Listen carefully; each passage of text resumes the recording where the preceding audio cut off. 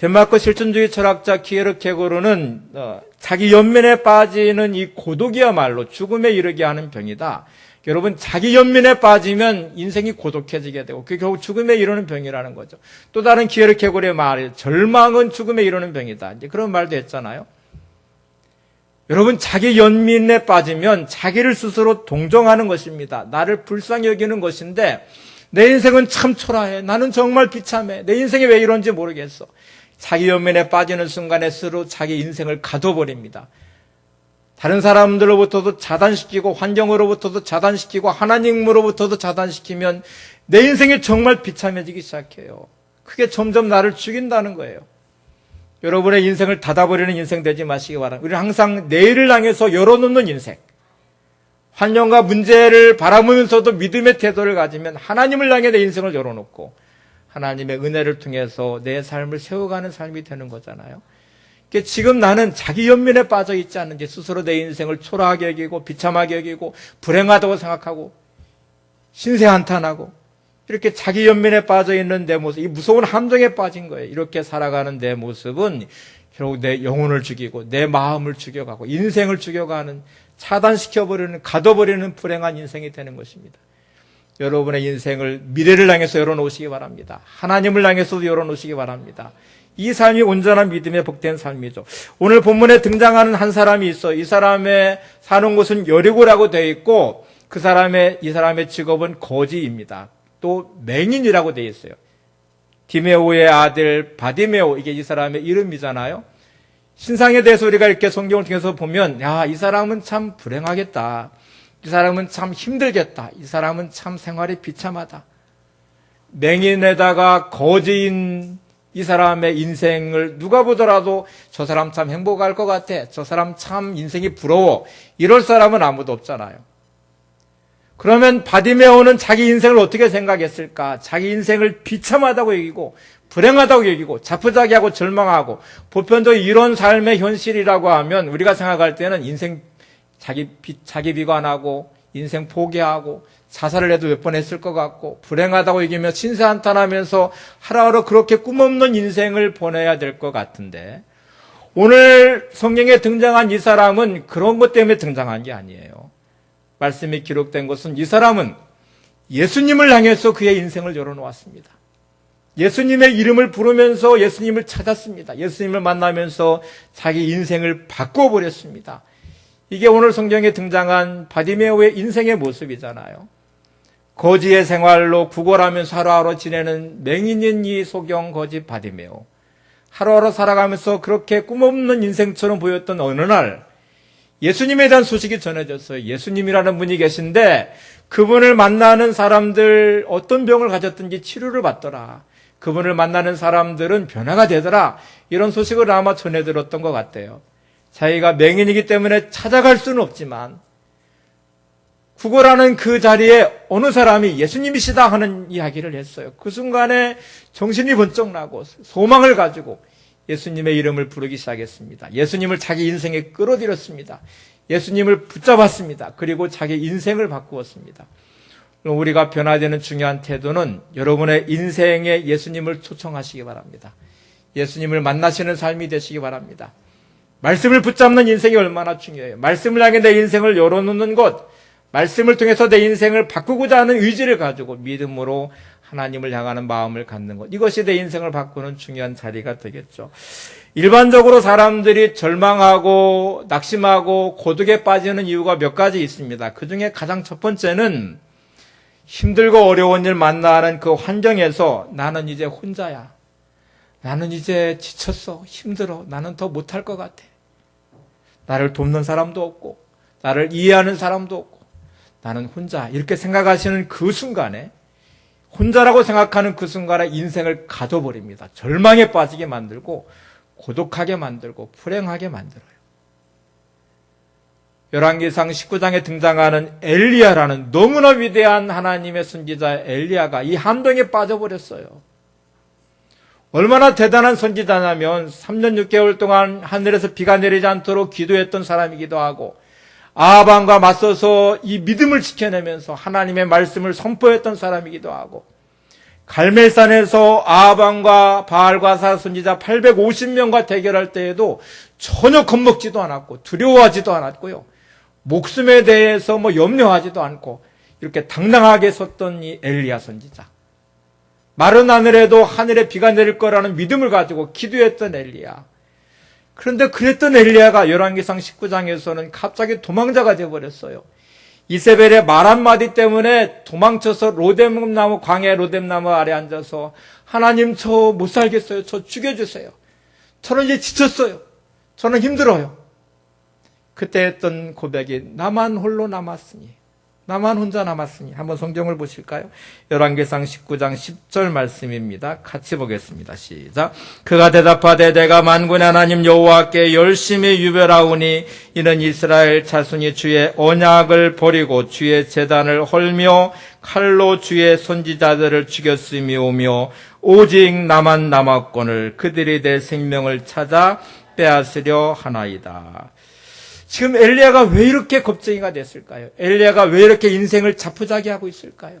엘리야가 왜 이렇게 나의 인생은 이제 끝났다고 하나님 저를 죽여주세요. 저 이제 살 희망도 없어요. 이렇게 불평하고 원망하고 낙심하고 있을까요? 그가 했던 말이 있습니다. 나만 남았으니, 나만 홀로 남았으니, 오직 나만 남았거늘. 이렇게 말하는 그 순간에 그의 믿음은 온데간데 없이 사라져버렸어요. 하나님을 그렇게 믿었던 그 믿음, 하나님을 신뢰하며 당당했던 그 당당함. 갈멜산에서 바알과 아사야 선지자 850명과 또 전혀 두려워하지 않고 염려하지 않고 당당했던 그 엘리야가 어디 갔는지, 이제는 두려워서 겁에 질려서 이세벨의 말 한마디 때문에 도망가고 있는 신세가 됐고, 그 광야 로뎀나무 아래 앉아서 죽여달라고, 희망이 없다고 이렇게 말하고 있는 엘리야의 모습. 오직 나만 남았거늘. 오늘 여러분 이 함정에 빠져 있지 않습니까? 힘들고 어려운 순간에 나만 왜 이래? 나를 이해하는 사람이 아무도 없어. 나는 너무 힘들고 어려워. 왜 나 혼자만 이래야만 돼? 하나님이 왜 나한테 이러셔? 이렇게 스스로 자기를 차단하고 오직 나만 남았거늘 이러는 순간에 여러분은 절망하게 될 것입니다. 낙심하게 되고 고독이라는 함정에 빠지게 되고, 이게 얼마나 인생의 무서운 태도예요. 이 잘못된 태도예요. 하나님은 여러분과 늘 함께 하십니다. 하나님은 여러분을 사랑하십니다. 그래서 나 혼자 있는 인생이 아니에요. 엘리야가 오직 나만 남았거늘 이 함정에 빠지지 말아야 되듯이 여러분도 이 함정에 빠지지 마시기 바랍니다. 두 번째는 내가 가지고 있는 것을 다 잃어버렸다. 이렇게 생각하는 순간에 절망에 빠지게 되고 고독에 빠지게 되는 이 무서운 함정, 잘못된 태도예요. 우리의 시선은 항상 하나님을 바라보셔야 되고, 내게 주신 은혜를 찾으셔야 되고, 남아있는 것을 보는 시선이 이게 바른 태도입니다. 여러분이 잃어버린 것을 바라보는 시선을 갖는 순간부터 낙심하게 될 것이고, 절망하게 될 것이고, 불평하게 될 것이고, 원망하게 될 것입니다. 그런데 아직 내게 남아있는 게 얼마나 많아요. 남아있는 것을 바라보는 순간에 감사하게 될 것입니다. 하나님과 연결된 내 인생, 하나님을 통해 주신 은혜를 내가 내 가슴에 담는 순간에 하나님을 찬양하게 될 것입니다. 그래서 우리의 시선, 우리의 태도는 잃어버린 것에 집중하지 말고 남아있는 것에 집중하고, 그것을 통해서 우리가 날마다 감사의 고백을 하고 하나님을 찬양하는 삶도 되시기를 바랍니다. 세 번째가 앞날에 대한 불안함이에요. 불투명한 내 미래를 생각하면서 잘못된 태도는 그런 미래의 불확실성을 보면서 불안해하고 염려하게 되면, 그러면 절망하게 되고 낙심하게 되고 고독에 빠지게 되는 무서운 함정에 빠지게 돼요. 우리의 앞날을 인도하시는 분은 하나님이시잖아요. 하나님을 의지하면서 내 인생의 미래를 소망으로 채우시고 하나님을 통한 미래를 열어가셔야 되지. 자꾸 이렇게 스스로 자기 혼자 차단된 인생으로, 불안한 인생으로, 잃어버린 것에 집중하고 불안한 미래를 생각하면서 불안하고 염려하는 인생이 되지 않도록 나를 세우는 게 대단히 중요합니다. 이제 지금 나의 태도가 어떤 태도인지, 온전한 믿음의 태도인지, 말씀을 통해서 내가 꿈꾸는 사람인지를 한번 점검해 보시고, 내가 이 무서운 잘못된 태도를 가진 함정에 빠져 있지 않는지도 점검해 보시기 바랍니다. 우울증을 앓게 난 젊은이가 있었는데 우울증에 빠져서 하루하루가 우울해요. 하루하루가 정말 비참해요. 불행해요. 그 그 증상 때문에 하루하루 꿈없는 인생으로 허덕이면서 불안과 염려로 자기의 비하로 이런 심정으로 살아가니까 인생이 정말 비참해. 하루는 자살을 하려고 면도칼을 가지고 목욕탕으로 들어갔어요. 손목을 그으려고 생각하는 순간에 가슴이 답답해 오면서 젊음 이 시기에 내 인생이 이렇게 끝나야만 되나? 정말 내 인생에 꿈이 없는 것인가? 너무너무 비참하고 불안하고 또 너무 불행하고 이런 생각을 하다가 견딜 수가 없었어요. 그러다가 태도를 조금 바꾸었습니다. 하나님, 제게는 정말 희망이 없는 것입니까? 제 인생에는 정말 꿈이 없는 것입니까? 제가 인생을 이렇게 끝내야만 되겠습니까? 하나님, 제가 살 수 있는 힘을 주시면 하나님을 위해 제가 살겠습니다. 복음을 전하며 제가 살겠습니다. 이렇게 매달리듯 절규하듯 면도칼을 손에 대려는 순간에 갑자기 그런 마음이 들어서 태도를 바꿔 하나님을 향해서 부르짖기 시작했어요. 하나님, 저를 좀 도와주세요. 살 수 있는 희망을 저에게 주세요. 살 수 있는 힘을 제게 주세요. 기도를 하면서 절규하는 그 순간에 이상하게 마음이 평안해지더래요. 불안했던 마음이 평안해지고 염려했던 마음이 평안해지고 그러면서 하나님 안에는 내가 좀 꿈을 가질 수 있겠구나. 하나님을 통해 내 인생을 좀 새롭게 세울 수 있겠구나. 이런 지푸라기로 잡는 심정을 가지고 목욕탕을 나와서 그때 마침 D.L. 무디 목사님이 집회를 한다는 소식을 알았어요. 그래서 그 집회에 참석을 해서 은혜를 받았어요. 그리고 자기 삶을 말씀 위에 세우고 D.L. 무디 목사님의 제자가 돼서 복음 전하는 일에 함께 동역을 했습니다. 이게 유명한 토레이 목사님의 간증이에요. 시카고를 비롯해서 미국 전역에 복음을 전하고 부흥운동의 중심에 섰던 이 토레이 목사님. 그의 젊은 시절은 우울증으로 인해서 자살을 생각했던 분이었는데 이 태도를 바꾸면서 말씀을 붙잡으면서 하나님을 의지하면서 자신의 삶을 바꾸어냈어요. 그리고 위대한 전도자, 복음 전도자가 되어서 복음을 전하는 사람이 되었습니다. 우울증이라는 이 증상, 이 사실은 분명한 사실이죠. 그것 때문에 괴롭힘 당하고 힘들고 어려운 시절을 보냈지만 이게 죽음까지 가게 하는 비참한 자리이기도 했지만 그의 바른 태도가 하나님을 향한 온전한 모습이 그의 인생을 바꾸어 놓았습니다. 여러분의 삶의 자리에 문제 때문에 괴로워하지 마시고 낙심하지 마시고 절망하지 마시기 바랍니다. 그 자리가 하나님을 찾는 자리 되시기 바랍니다. 힘들고 어려울수록 주님을 향한 마음이 더 간절해지시기 바랍니다. 내가 괴로우면 괴로울수록 그 괴로움에 갇혀서 인생을 불행하게 만들지 마시고 하나님을 향해서 부르짖는 기도가 더 간절해질 수 있도록 하나님을 향한 믿음이 더 간절해질 수 있도록 믿음이 더 견고해질 수 있도록 나를 세우시는 귀한 삶이 되시기 바랍니다. 오 신실하신 주라는 찬양이 있어요. 여러분도 잘 아시는 찬양이잖아요. 그 후렴 부분에 보면 가사가 이렇게 되어 있습니다. 한번 같이 읽겠습니다. 시작. 오 신실하신 주, 오 신실하신 주, 내 너를 떠나지도 않으리라. 내 너를 버리지도 않으리라. 약속하셨던 주님, 그 약속을 지키사 이후로도 영원토록 나를 지키시리라 확신하네. 이 찬양의 가사가 그런 내용이잖아요. 내가 이 믿음의 태도를 가지고 하나님 바라볼 때 하나님은 신실하신 하나님이십니다. 내게 신실하신 하나님, 신실하신 주님이십니다. 나는 절대로 홀로 있는 인생이 아닙니다. 하나님의 약속을 제가 믿습니다. 신실하신 그 하나님을 내가 믿고 의지합니다. 그 하나님이 영원토록 나를 지키실 것을 제가 확신합니다. 이 믿음의 태도를 가지시면 하루하루의 삶 속에 불안하지 않죠. 염려하지 않죠. 두려워하지 않죠. 내가 하나님, 그 신실하신 하나님을 내가 믿으니까, 약속하신 말을 반드시 이루신 하나님을 내가 믿으니까 하루하루 삶을 기대하고 내 인생을 그 하나님 안에 열어가게 될 것입니다. 여러분 좌절하지 마시고 고통 가운데 신음하면서 절망하지 마시기 바랍니다. 믿음의 사람의 가장 불행함은 제가 생각할 때에는 그 고통과 어려움의 자리에서 아무 생각 없이, 아니 오히려 믿음을 잃어버리면 절망하고 좌절하고 그냥 그 고통 때문에 괴로워하면서 그 시간을 보내는 사람은 진짜 믿는 사람으로서 불행한 거예요. 믿음의 사람은 적어도 어떤 문제가 있으면 그 문제 가운데 하나님의 뜻이 뭔지를 찾아보려고 하셔야 돼요. 고통을 통해서 하나님이 나를 어떻게 인도하실지를 생각해 보셔야 돼요. 그리고 기대하셔야 돼요. 믿음이 그런 거잖아요.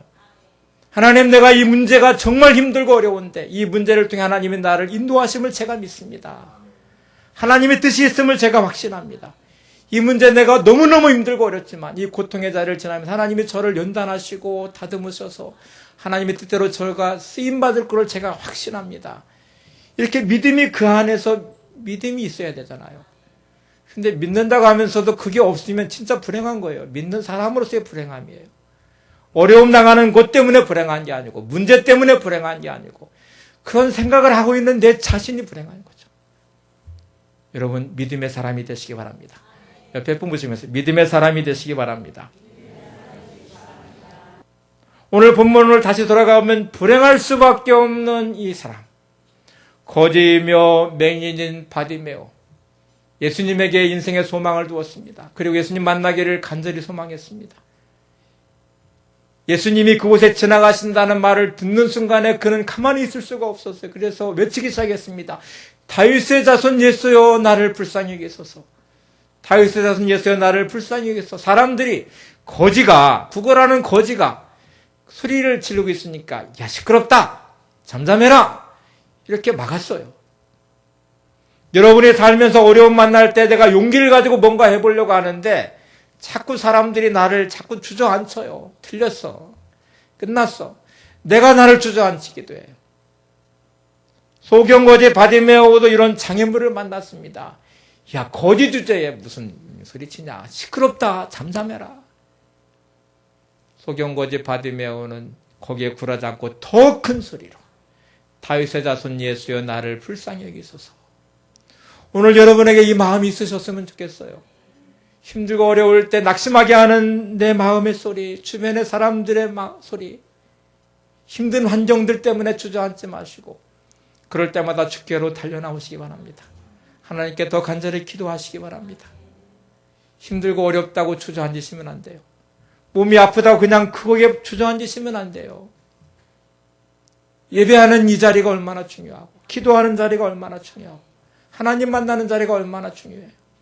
피곤하다고 주저앉고 몸이 아프다고 주저앉고 바쁘다고 주저앉고 이런 일 저런 일 때문에 그냥 그렇게 나를 주저앉혀 버리면 이 태도가 인생을 망가뜨려요. 내 가정을 무너뜨려요. 용기를 가지시고 믿음의 결단을 하시면서 주께로 나오는 귀한 삶이 되시기를 바랍니다. 오늘 여러분에게 있는 이 태도를 한번 잘 점검을 해보시면 지금 나의 태도가 어떤 태도인지, 마가복음 다시 이제 10장을 한번 보세요. 51절 52절에 보시면 예수님과 이제 드디어 소경거지 바디메오가 만나는 장면이 나와요. 만났을 때 예수님이 내가 너한테 뭐를 해주기를 원하느냐 이렇게 묻는 장면이 나와요. 한번 같이 보겠습니다. 시작. 예수께서 말씀하여 이르시되 내게 무엇을 하여 주기를 원하느냐. 맹인이 이르되 선생님이여 보기를 원하나이다. 예수께서 이르시되 가라, 내 믿음이 너를 구원하였느니라 하시니 그가 곧 보게 되어 예수를 길에서 따르니라. 포기하지 않는 이의 모습이 예수님을 만나게 됐어요. 만나니까 예수님이 내가 너에게 뭐 해주기를 원하느냐. 여러분, 이런 간절한 마음이, 온전한 믿음의 태도가 주님을 만나게 될 것입니다. 주님 만나면 주님 여러분에게 묻겠죠. 내가 너한테 뭐 해주기 원하냐. 옆에 분 보시면서 내가 너한테 뭐 해주기 원하냐. 꿈이 있어야 되죠. 평상시 내가 내 인생에 대해 꿈을 잃어버렸는데 절망하고 좌절하고 낙심하고 인생 비관하고, 그런데 뭐 해주기 원하느냐 이렇게 말하는데 말할 수 있겠어요. 꿈으로 가득 차야 되고 믿음이 가득하고, 그래서 주님을 만나는 자리까지 내가 가서 주님이 나한테 뭐 해주기 원하느냐. 소경거지 바디메오는 망설이지 않았습니다. 보기를 원합니다. 제 꿈은 보는 것입니다. 주님, 이게 내 소원입니다. 주님께서 뭐라고 대답하셨는지 아세요? 가라되 믿음이 너를 구원하였느니라. 예수님은 이 소경거지 바디메오 이 행동을, 그의 태도를 믿음으로 보셨어요. 우리가 인정받아야 될 부분이 이 부분이에요. 주님 보실 때 내 믿음이 너를 구원하였느니라. 내 믿음대로 되라. 옆에 분을 다시 보시면서 믿음대로 되시기 바랍니다. 여러분의 믿음대로 됩니다. 하나님이 아브라함을 만나셔서 처음 하신 말씀이 창세기 12장 1절 2절인데 2절 말씀만 한번 보세요. 창세기 12장 2절에 내가 너로 큰 민족을 이루고 내게 복을 주어 내 이름을 창대하게 하리니 너는 복이 될지라. 하나님이 아브라함을 만나셔서 말씀하셨어요. 내가 너로 큰 민족을 이루어 내게 복을 주어 내 이름을 창대하게 하리냐. 너는 복이 될지라. 이거는 지금 이루어진 말씀이 아니에요. 하나님이 뭔가를 해놓으시고 자 봐라 내가 이런 사람 이런 하나님이야. 너 나를 믿고 따라와 이렇게 하시면 얼마나 좋겠어요. 그런데 하나님이 말씀하신 것은 현재의 말씀이 아니라 미래의 말씀이고 약속의 말씀이에요. 아브라함은 태도를 가지고 이제 선택을 해야 돼요. 하나님 말씀한 걸 내가 못 믿어. 지금도 내가 이렇게 안정되어 있는데 내가 나이가 많이 들어 자식도 못 낳았는데 무슨 민족이 되게 하셔. 그거 내가 못 믿겠어. 그러면 그렇게 가는 거잖아요. 근데 오늘 성경에 등장한 아브라함은 하나님 말씀을 붙잡았습니다. 믿음으로 붙잡았어요. 그리고 갈 바를 알지 못하지만 떠났어요. 그 말씀이 현실이 되게 했어요. 그것이 우리는 믿음이라고 말하잖아요. 여러분 하나님의 말씀을 붙잡으시고 그 말씀이 여러분의 현재가 되게 하시기를 바랍니다. 하나님의 기적을 경험하는 믿음의 주인공이 되시기 바랍니다. 옆에 분에게 믿음의 주인공이 되시기 바랍니다. 말씀이 현재가 되게 하시기 바랍니다. 네. 예수님이 안드레가 데려온 시몬이라는 사람, 나중에 베드로가 됐잖아요. 시몬을 데려왔을 때 예수님이 하신 말씀도 이렇게 말씀을 하셨어요. 요한복음 1장 42절에 내가 요한의 아들 시몬이니 장차 게바라리라 하시니라. 게바는 번역하면 베드로라. 그래서 지금 예수님 하신 말씀이 야 너는 지금 내 이름 시몬인데 시몬이라는 뜻이 갈대라는 뜻이에요. 내 인생은 흔들리는 갈대 같은 인생인데 내가 너를 게바, 베드로, 반석이 되게 할 거야. 너 나를 따라라. 이렇게 말씀을 하셨어요.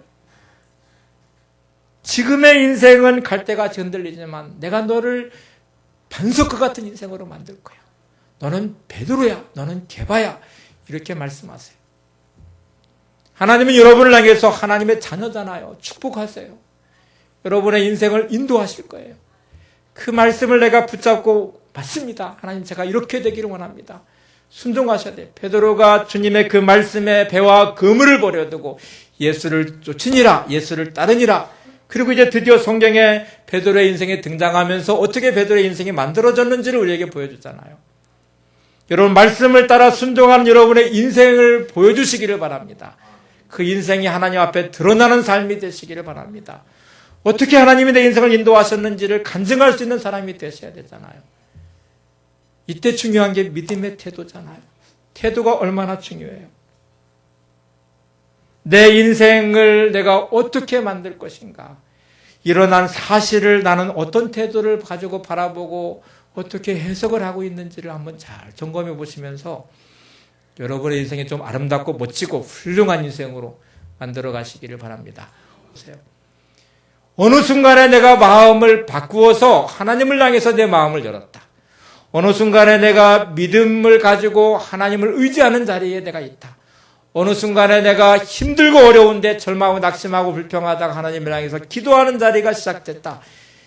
이 태도가 여러분의 인생을 바꾸는 자리가 될 것입니다. 이 전환점이 오늘 예배를 드리는 여러분의 인생 가운데 시작되시기를 바랍니다. 하나님이 사랑하시는 여러분, 하나님이 기대를 가지시는 여러분, 하나님이 인도하시는 여러분, 여러분의 삶이 그런 삶임을 확신하시고 이 믿음 안에 소경거지 바디메오처럼 예수님을 향해서 내 인생을 열어놓고 다윗의 자손 예수여 나를 불쌍히 여기소서 막는 사람들의 그 만류를 뿌리치고 더 큰 세리를 외치듯이 여러분이 모든 장애물을 뚫고 하나님을 향한 소망의 문을 활짝 열으시고 승리하시는 여러분들이 되시기 바랍니다.